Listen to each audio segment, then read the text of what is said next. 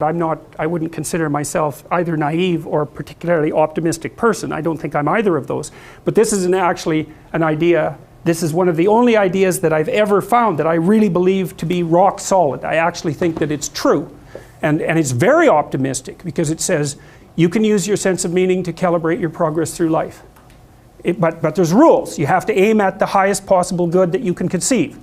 Now, and that's subject to update, because what the hell do you know? But you start by aiming at the star you can see rather than the dimmer one that you can't yet perceive. And then you decide that you're going to do that honestly, right? That's a big decision. So the first decision, I think, in some sense, is a decision of love. You're going to decide that being is worthwhile and that you're going to work for its betterment. And that's a decision that's based on love. And the second decision is based on truth. Having made that decision, you're going to play a straight game. Having made those two decisions, I think that you can allow your sense of meaning to calibrate your pathway. And then what's so interesting is that you hit a state that's as close to paradisal as you're going to hit right away, because being engaged like that, it's better to be engaged in the solution of a complex problem than not to have a problem at all. And that's no different than saying it's better for there to be being than non-being, because being is a problem.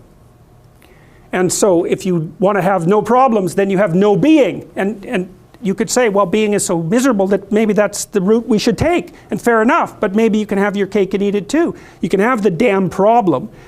It can be a problem worth solving, and you can be so engaged in solving the problem that it justifies the fact that the problem exists.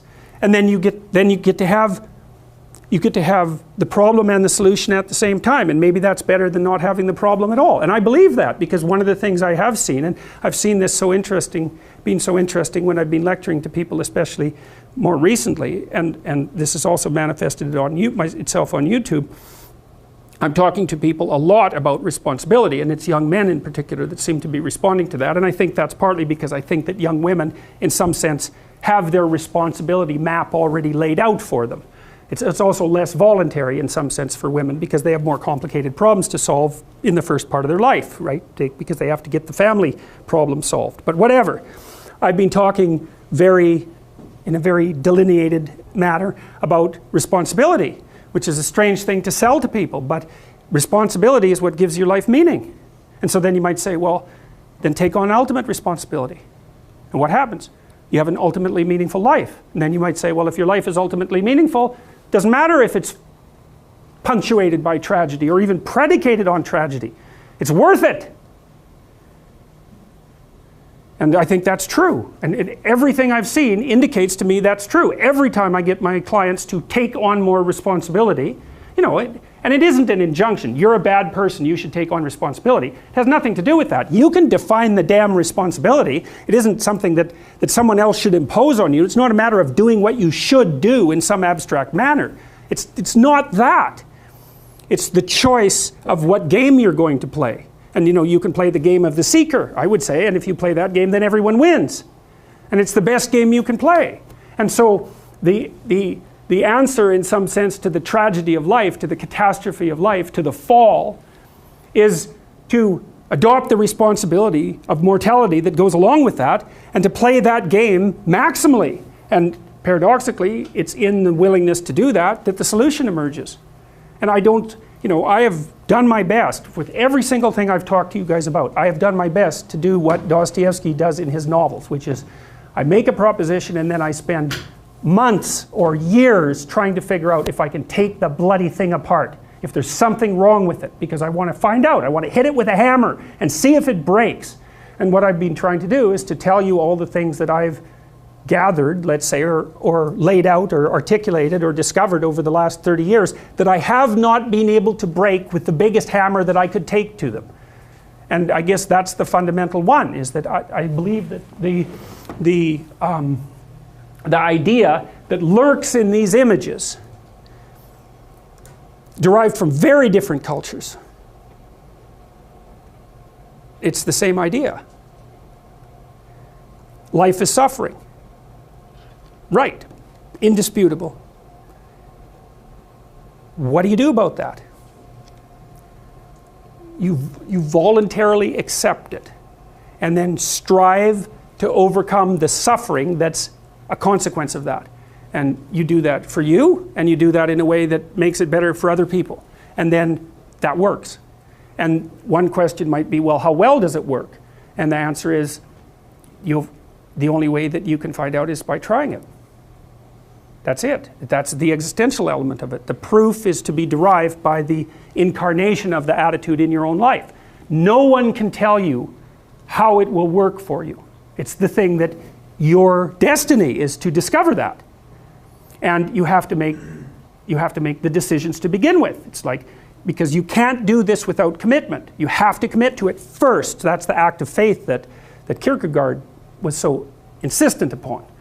You have to say, I'm going to act as if being is good. I'm going to act as if truth is the pathway to enlightenment. I'm going to act as if I should pursue the deepest meaning possible in my life. And there's reasons to do none of those.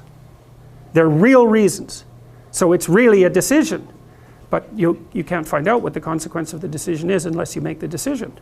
I think the same thing happens when you get married, by the way. So if you think you might leave, you're not married. And then you think, well, the marriage didn't succeed. It's like, well, maybe you were never married. Because the rule is, you don't get to leave. And there's a reason for that rule. Now, I'm not saying that there aren't situations where there should be exceptions made for that. That's not the point. The point is that there's some games you don't get to play unless you're all in. And the other thing that's so interesting about being alive is that you're all in. No matter what you do, you're all in. This is going to kill you. So I think you might as well play the most magnificent game you can while you're waiting. Because do you have anything better to do? Really? Why not pick the best thing possible that you could do? Why not do that? Maybe you could justify your wretched existence to yourself that way. I think you could. That's what it looks like. You know, people find such meaning in the responsibilities they adopt, it stops making them ask questions about what life is for. If you have a newborn child, for example, like unless you're really in a bad way, psychotically depressed, or maybe your personality really needs some retooling, you stop thinking about anything but ensuring that that baby is doing well. And if someone comes along and asks you an existential question about your commitment to that, the right response is, why are you asking me such stupid questions when this is manifesting itself right in front of your eyes? Like, how blind can you be? That isn't a time for questions about the meaning of life. The answer is right in front of you. And if you can't see it, it's not because life has no meaning, it's because you're blind. I mean, that's what the image of the Virgin Mother and the child is all about. It's like, what's the answer to the meaning of life? Here's an answer. It's like, well, I'm going to criticize that. Well, go right ahead. You know, it's like what you're like a what do you call that? A termite gnawing on a temple. There's no utility in that sort of criticism. It's blindness. And it's the same thing with regards to the path of the hero. It's like it glistens in front of you and you can criticize it. It's like, fine. Put the cart before the horse and see how far you get. So I thought, to bring full closure to the class, I was trying to solve this terrible puzzle that confronted me and many other people about how it was that human beings got themselves in such a tangle about what they believed. Such a tangle that we were pointing the ultimate weapons of destruction at one another, which, by the way, we are still doing. And I thought, okay, well, I understand that. We need our belief systems. They orient us. And that means there will be conflict between belief systems, and that can be a catastrophe. And that's being played out everywhere, again, in very many ways. What's the solution to that? Well, one possibility is there's no solution. It's just mayhem all the way around. Could be the case. But it seemed to me, as I delved into it, that the proper solution to that was to live properly as an individual. Because you're more powerful than you think. Way more powerful than you think. I mean, God only knows what you are in the final analysis. You're blind to your own weaknesses, but you're also blind to your own strengths. And so then I think, well, if you got your act together, it'd be better for you, and instantly it would be better for your family, assuming they wanted you to get your act together, and not everyone does, but And then it would be better for the community. It's like, how far could you take that? If you stopped wasting time, and if you stopped lying, and if you oriented yourself to the highest possible good that you could conceive of, and you committed to that, how much good could you do? Well, I would say, why don't you find out? So that's what I think you should do. You should find out. You don't have anything better to do. And there's nothing in it, as far as I've been able to tell, there's nothing in it but good. So maybe you could sort yourself out so that you wanted nothing but the good. And then maybe you could help make that manifest in the world. And maybe we wouldn't have all these terrible problems then. At least we'd have fewer of them, and that would be a start. So it's the answer to the problem of humanity is the integrity of the individual. That's the answer. So, and states that are predicated on that realization are healthy. So, and states that aren't are doomed to stagnation and catastrophic collapse.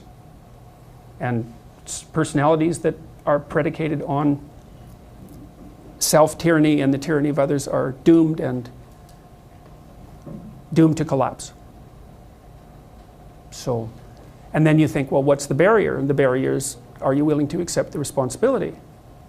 And part of the answer to that is, reduce the damn responsibility until it's tolerable. You don't have to fix everything at once. You could just start by fixing the things that you could fix. Or you could even do it more. You could do it with even less self-sacrifice. You could start by fixing only the things that you want to fix. God, you can get a massive way that way. So do it. See what happens. That's what you should have been taught in university right from the beginning. It's like, aim at the highest good. Tool yourself into something that can attain it. And go out there and manifest it in the world. And everything that comes your way will be a blessing. And so all you have to do is give up your resentment and your hatred. I know that's a hard thing to give up because you have plenty of reason for it. That's probably a good place to stop. So it was a pleasure.